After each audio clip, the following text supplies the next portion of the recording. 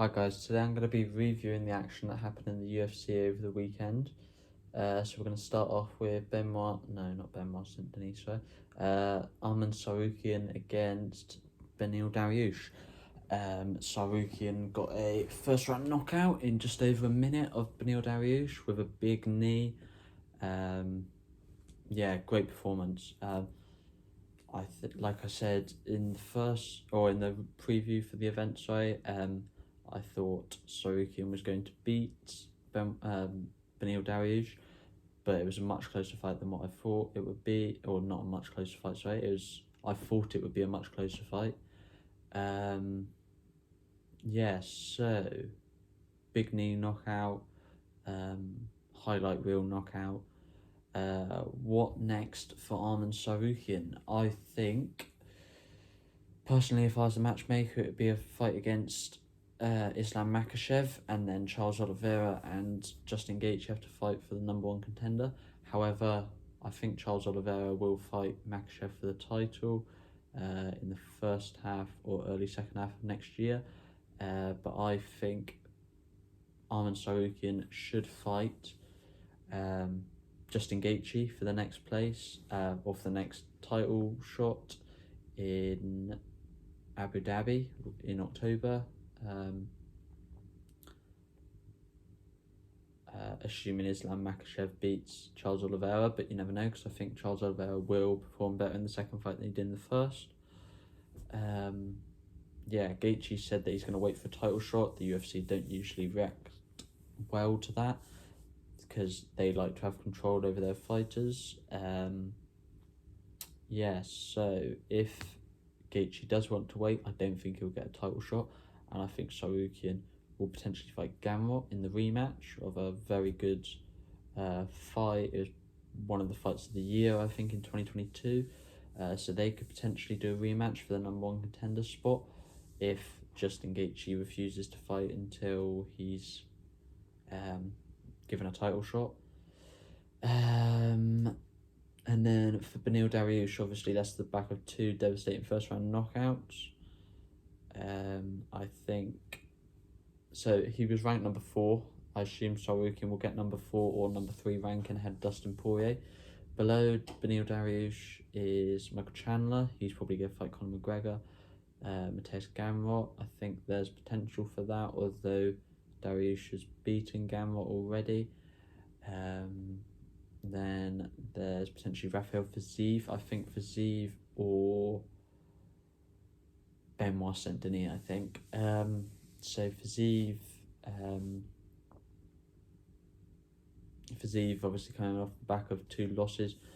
The fight against Justin Gaethje in London last year, which was a very close fight, or this year, it was this year, against Justin Gaethje, which was a very close fight, and where he injured his knee in the fight against Mateusz Gamrot. If he comes back in the late first half or early second half of next year, I could see potentially Beneil Dariush against Rafael Fiziev, or I could potentially see the Benoit Saint-Denis, because he's ranked number 11 at the moment. I could see if Beneil Dariush drops to 5 or 6, Benoit Saint-Denis getting a push from the UFC. After that big knockout finish against Matt Favola a couple of months ago, Benoit Saint-Denis is probably going to get a push from the UFC, because he's trying to become their first French world champion. I could potentially see, if Benoit Saint-Denis gets to headline in France next year, potentially, they would need to give him a big opponent, I'd say. So Beneil Dariush could be that big opponent. So I guess we'll see what the UFC say for both of them. I guess we'll have to wait and see what happens. And then in the co-main event, Jalen Turner against Bobby Green. Jalen Turner with first round knockout. So first we'll talk about Jalen Turner's performance, and then we'll talk about the poor referee stoppage. Jalen Turner, ranked number 12. Bobby Green, ranked number 13. Before this fight anyway. Jalen Turner kept the fight long. I said that's what he needs to do. In the preview I said that. He showed good power, good speed. I think he made the weight alright, which I was surprised about. He says he made the weight alright, so I guess we'll have to see what he was going to do. I thought he was going to move up to welterweight because he's that big, off the back of 2 losses to Dan Hooker and Mateus Gamrot. But I guess we'll have to see what he actually does now, because that's a good win against Bobby Green. Yeah, so the referee stoppage, dreadful referee stoppage. That was it was absolutely shocking. Bobby Green was just unconscious on the floor, still taking punches. The referee needs to be looked at seriously, whether he needs to potentially take a step away from the UFC for a bit and learn how to, or go to smaller shows and try and improve himself, because that was a dreadful stoppage, and it can't be happening against or for people in this caliber of fights where the people landing these punches are dangerous people. Like Jalen Turner is a big knockout puncher, and he was just landing punches on Bobby Green's head while Bobby Green was just on the floor defenseless. I think he probably took 3 big punches while he was on the floor, and his body was just rebounding off the floor, and it's dreadful. Dreadful stoppage. So what next for Jalen Turner? If he stays at lightweight, which I think he might now, because he said how he made the weight alright. I could see a fight potentially against Rafael dos Anjos, who's ranked number 10, or potentially a rematch against Dan Hooker in a Fight of the Year contender from this year, after Dan Hooker recovers. I would like to see that fight again. I think that was quite good, although I think Jalen Turner dominated the first half of the fight. Dan Hooker dominated the second half of the fight because Jalen Turner ran out of gas. I think that could be potentially a weight cutting issue because of how much weight he probably cuts. So I would potentially like to see him move up to welterweight.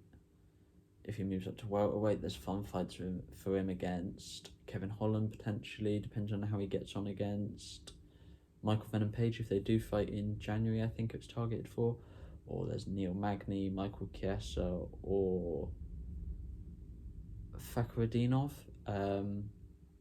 who's ranked number 15. I think Figueredo, was that the one who beat Kevin Lee?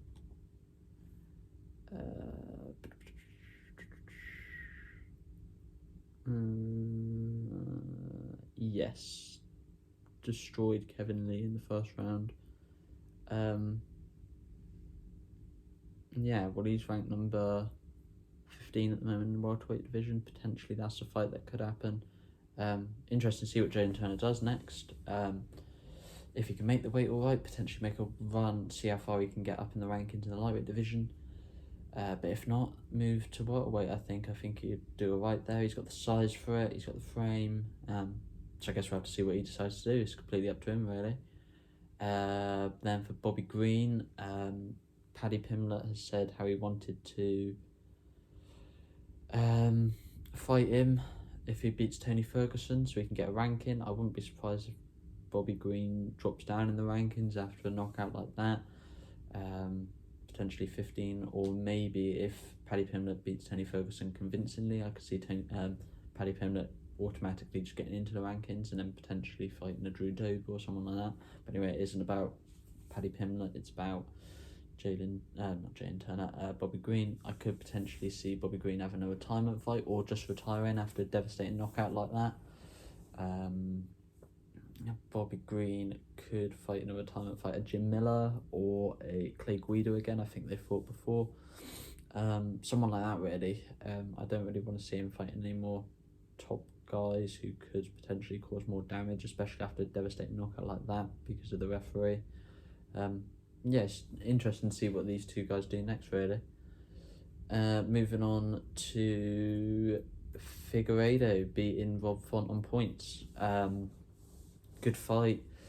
Figueredo's power, strength, size definitely carried up to the 135-pound bantamweight division. He rocked Rob Font twice, like hard. He denied Rob Font's takedowns a couple times. He pinned Rob Font up against the fence a couple times, which shows his strength because Rob Font's a big 135-pound bantamweight. Used to fight up at 155 pounds, I think, not in the UFC, I don't believe, but he's a massive 135-pound guy, and for Figueredo to do that to him was very impressive. He won on points. So Figueredo, what should happen for him next?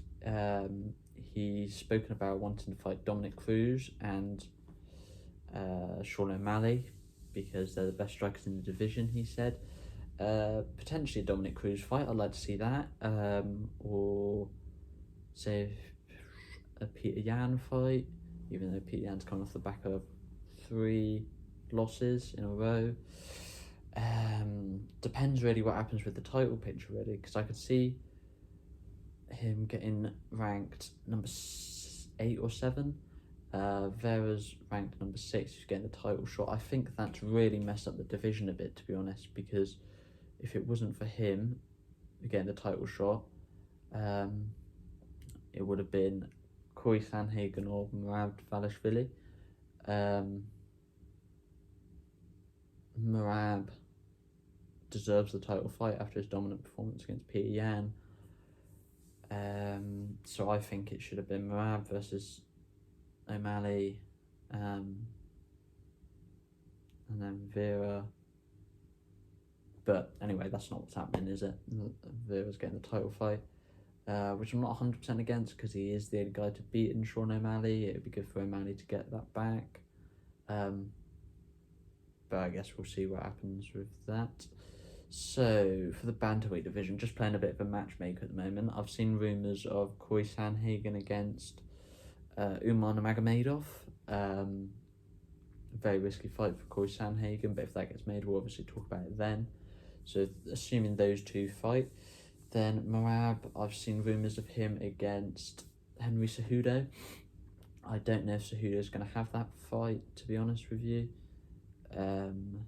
But if that fight doesn't happen, I would say potentially Figueredo against Dvalishvili, Merab Dvalishvili. But if that fight does happen, then the highest ranked contender is, assuming Aljamain Sterling moves up to featherweight, which are the rumours, the highest ranked contender would be Peter Yan, who's ranked number 5. So I think that'd be a good fight. Both predominantly stand-up fighters, good power. I think that'd be a really interesting fight to see. Quite not small for the division. They're both short, stocky fighters.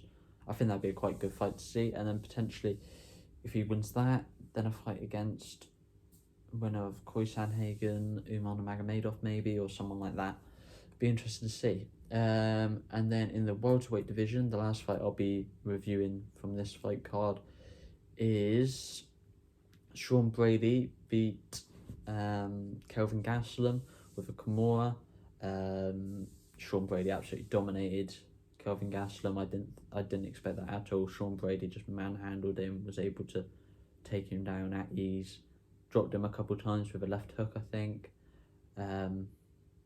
His stand-up looked much improved from the Bilal Muhammad fight, which I did expect. He just looked very good. Kelvin Gastelum,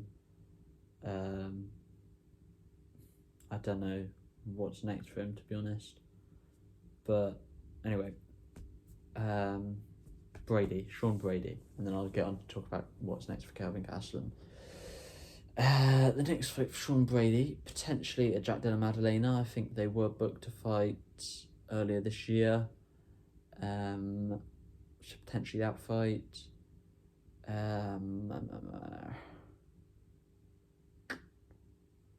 Sean Brady, who can Sean Brady fight? Potentially the loser of Ian Gary, Vicente Luque. I don't think Jeff Neal's booked against anyone yet. But I'd like to see Sean Brady get a bit of a push after a dominant performance like that, to be honest. And I think the top of the welterweight division has a lot of the same people. So I'd like to see potentially Gilbert Burns against Sean Brady. I think that'd be a good fight. Gilbert Burns ranked number 4, Sean Brady before this fight ranked number 9. I wouldn't be surprised if he gets up to 8 or 7, to be honest with you, after a dominant performance like that. Yeah, I think that'd be a good fight against Gilbert Burns, to be honest. Both decent stand-up, both very good on the floor. I wouldn't be surprised if it turns into a bit of a kickboxing fight. But yeah, I guess we'll have to see how much of a push they want to give to Sean Brady, to be honest. And then on to the loser, who is unfortunately Kelvin Gastelum. I thought Kelvin Gastelum was going to make a bit of a run for the welterweight title in this. He might still, because he's only 32. I guess we'll have to see what he does, what he decides to do. What could be next for Kelvin Gastelum? If he stays at welterweight, which I think he should, I don't think he can move up to middleweight again. Staying at welterweight, potentially a Neil Magny. He's lost to Neil Magny before. Potentially get that fight back.